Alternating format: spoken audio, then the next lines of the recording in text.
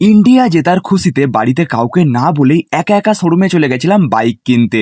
কিন্তু আমি কি বাইক কিনেছিলাম? দিনটা ছিল খুবই আনন্দের একটা দিন, কারণ একদিকে ইন্ডিয়া জেতার খুশি আর অন্যদিকে আমি কিনতে যাচ্ছিলাম আমার লাইফের প্রথম বাইক। বাড়িতে কাউকে না বলেই আমি আর আমার একটা বন্ধু চলে গেছিলাম আমাদের এখানকার একটা বাইক শোরুমে। আমি বাইক কিনবো এটা শুধুমাত্র বাবাকে বলেছিলাম, তাই আমি যাওয়ার কিছুক্ষণ পর বাবাকে ফোন করে ডেকেছিলাম। আর তারপর বাবা গিয়ে সব কথাবার্তা বলার পর মাকে ফোন করে একটা দরকারি কাজ আছে বলে আসতে বলা হয়েছিল। আর মা এসে দেখছে আমরা বাইকের শোরুমে, আর ভাইকে ইচ্ছা করেই ডাকিনি, কারণ ওকে আমি একেবারে ঘরে গিয়ে সারপ্রাইজ দেব। চলো এবারে তোমাদেরকে আমার বাইকটা দেখাই। টাডা!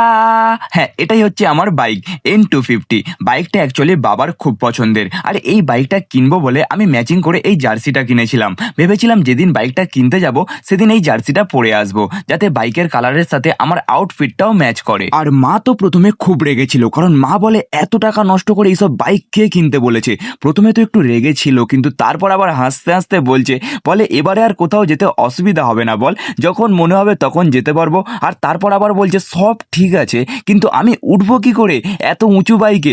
আমি বলি তোমার জন্য একটা ছোট মতো সিঁড়ি বানিয়ে দেবো। মায়ের সাথে একটু ইয়ার্কি মারার পর গাড়ির সব কাগজপত্রগুলোই সই করছিলাম। মোটামুটি ওই 10 লাখ কাগজে সই করার পর বাইকের সাথে আমি আর মা ফটো তুললাম, যেরকম বাইক কেনার পর শোরুমে ফটো তোলে। এতদিন ফোনে সবাইকে দেখতাম সবাই বাইক কেনার পর এরকম ফটো দিত, আর আজ আমি নিজেও সেটা পূরণ করে নিলাম। থ্যাংক ইউ গড আমাকে এত সুন্দর একটা লাইফ দেওয়ার জন্য। I am truly blessed. সবাইকে একটাই কথা বলবো, দিন রাত হার্ডওয়ার্ক করো আর নিজের সব স্বপ্নগুলো আস্তে আস্তে পূরণ করো। ও মাই গড, গাড়িটা যখন শোরুম থেকে বের করা হচ্ছিল কি সুন্দর লাগছিল লুকটা, আর আমার তো এত আনন্দ হচ্ছিল বলে বোঝাতে পারবো না তোমাদেরকে। আমার লাইফের প্রথম নতুন বাইক এটা। অনেক দিনের স্বপ্ন ছিল যে আমারও একদিন একটা নিজের বাইক হবে, অ্যান্ড ফাইনালি সেটা এখন আমার হাতে। এতদিন সকলের বাইকে ঘুরতাম, আজ থেকে আমি নিজের বাইকে ঘুরবো।